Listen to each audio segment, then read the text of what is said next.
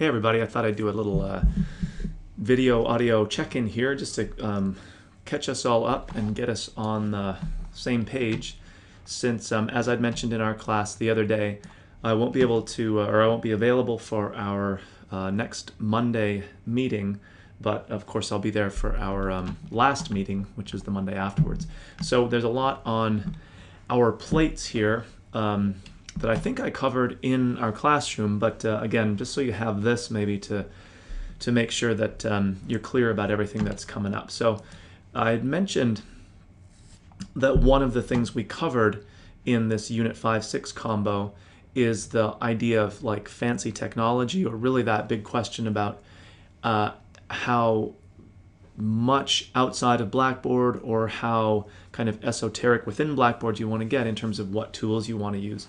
And it's a definitely a balancing act, and it has a lot to do probably with your own, I guess, level of existing tech knowledge, I suppose, but even more so, I think, with your willingness and how it fits into your schedule in terms of having to learn new things and learn them and then keep up with them and then become the primary point person for using them in your teaching, but then troubleshooting when things go wrong. So there was an interesting, I guess, let's call it helpful, at least at this point, kind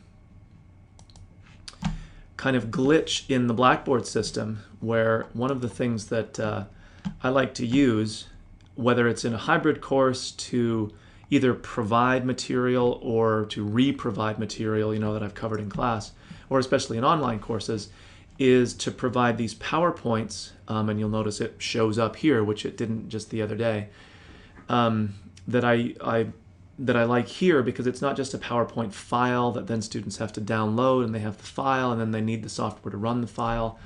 I like this because it exists in Blackboard. It shows up right here and it can be used right in here. It also doesn't just play as a video, although you start it with a play button. It actually runs like a slideshow, but that each individual user can control. So they can click on the audio when they're ready to listen, they can go forward in the slides, they can go backwards. So it's just a really nice tool. It does exactly what I want it to do. Well, and these are throughout. Some of my courses have them in like every single unit. And so I discover on Monday morning that something in Blackboard is causing these not to work anymore, which was quite a way to start the Monday morning. So then again, I can approach our help desk about it, but since it's not something that's within Blackboard per se, I have to sort of explain what's going on, and I'm copying code and trying to write out what I'm doing, and back and forth and back and forth. And I'm in contact with, it's a service called AuthorStream, so I sent an email to their help department. They called me later the same day. But it's a huge kind of investment of time.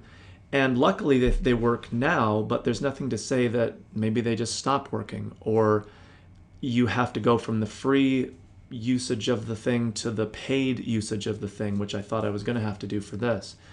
So again, a fairly major investment, on your part, just trying to manage the whole thing, let alone actually building content and using it this way. Well, anyway, it turned out to be some little switch deep in the machinery of Blackboard got, digitally flicked on that prevented this kind of content from displaying correctly. And since there's not obviously tons of us using that, it wasn't a major like red flag that goes up immediately. It was just one, idiosyncratic help desk call from me. And I think their assumption is that I've just done something wrong. So again, lots of explaining back and forth. Anyway, it's a great example of where when the technology works, it's great. I think it actually does a better job of anything else that I could do within Blackboard or with a different service or whatever. But of course, then I run the risk of it, not working, of this outside service, going away, or just whatever, So it's a great example of that question that sort of fits in with one of our upcoming units here, the so-called fancy technology. One thing I didn't get to say in class, but is maybe worth thinking about here, is that you know, all of this is technology. Even a pencil is technology, but we're so used to it, we don't think of it in those terms. I think a good, maybe not definition, but a good way of framing thinking about technology and what's quote unquote fancy or not, which is obviously a very subjective kind of thing, is the level to which the user is aware of the interface between, you know, you and the content or whatever you're trying to do. So when you read a book, let's say on your Kindle or your screen read or your reading device, whatever it happens to be, tablet. If you're really proficient with that and you're doing it for years, you don't really think about, oh, I'm using a tablet to do this. How do I turn the page? How do I go back? How do I get a different book? All that other stuff. But for someone, so the technology is more or less immediate, right? You don't even think about it as technology. So it doesn't strike you probably as particularly fancy. But if you think of someone who has never done that before, or when you first started doing it, you're hyper aware of the technology because you're having to figure it all out. How do I turn a page? How do I get a different book? How do I bookmark something? How do I load in content? I mean, it took me forever to figure out how to check out a digital book or audio book from the Wheaton Public Library, for example. Not a particularly user-friendly experience, although once you figure it out, you become less aware of the technology. So again, that for me is a useful way of framing these questions about, well, what's technology? What's fancy? What does that even mean? Or what's, you know, more involved versus less involved? And because it's subjective, again, just because it's easy for you doesn't mean it's easy for students. Just because it's easy for students doesn't mean it's easy for you, and vice versa. You know, all that stuff. Anyway, okay, back to our adventures here. So this week, we're into Unit 4. We talked about that final project. Remember, the assignment details are here over in our menu, and also the presentation sign up, which you can go into and then just edit the wiki content and add your name. Again, because we have a small class and everyone's going to present on this last Monday meeting for us, the sign up is, I mean, it gives us a convenient presentation order maybe, but it's also, I think, useful for you just to have the experience of like, what would a sign up feature like this look like and work like in a class where you might want to use it. So it's a bit artificial for us, but hopefully meaningful in terms of just a learning experience. So the details itself, the project, and then let me go back to Unit 4. Unit 4 is really about course design. I had some general things to say about it, but largely I think effective course design is going to be maybe not a totally individual, but certainly a kind of discipline-specific discussion guided by some form of a checklist. So what do all of our courses, what should they have maybe across the board, and then what might those checklists look like in individual disciplines?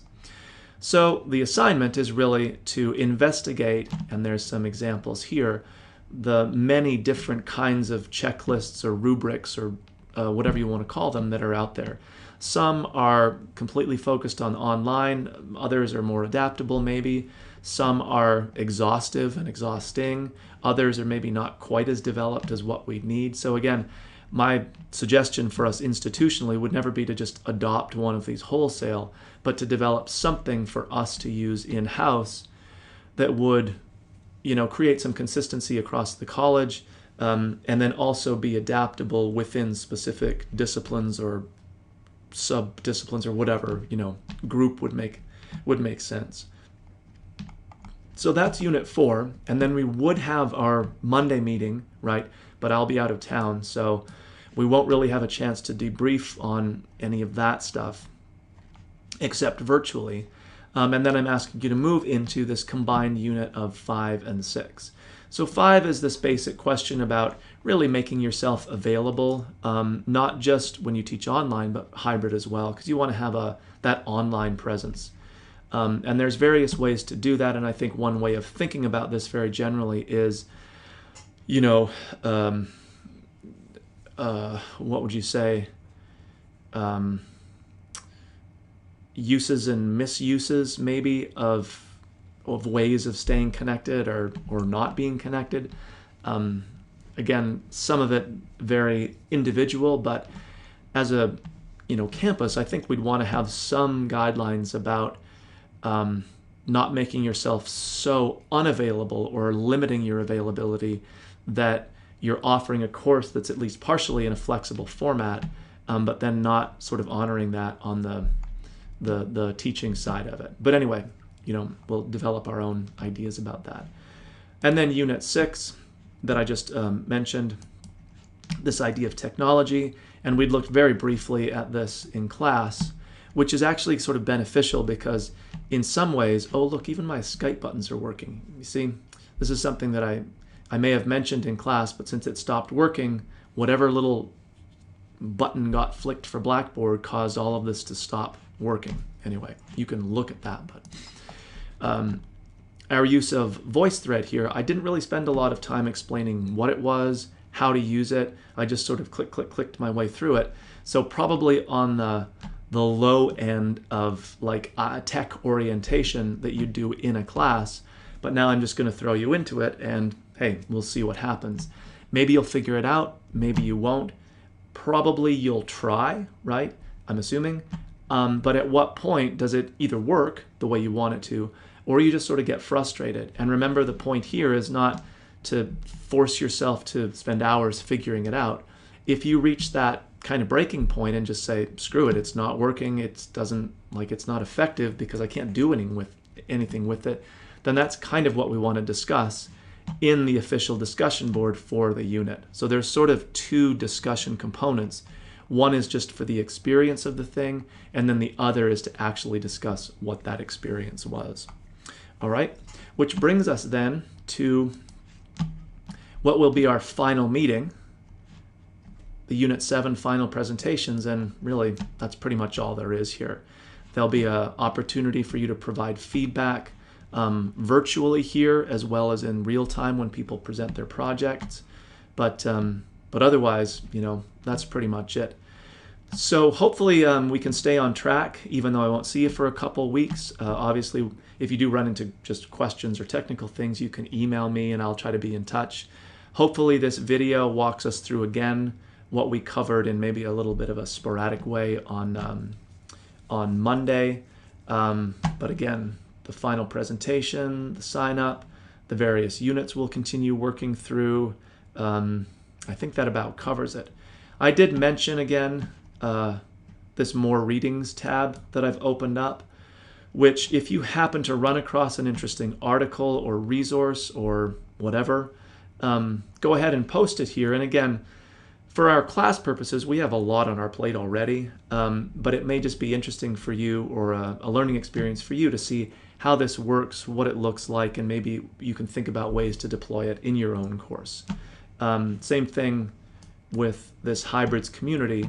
It's really a discussion I'd like to continue having beyond our workshop, is how do we facilitate kind of ongoing professional, if not formal professional development, then at least informal conversation about the challenges we have teaching hybrids, the successes we have, and really just like knowing who else teaches them. It's amazing how little kind of cross-disciplinary communication we have going on, because honestly there's no like effective way to do it, I think. Anyway, okay, lots to think about. I'll see you in a couple weeks, but I'll certainly see you virtually in our online course here. All right, talk to you soon.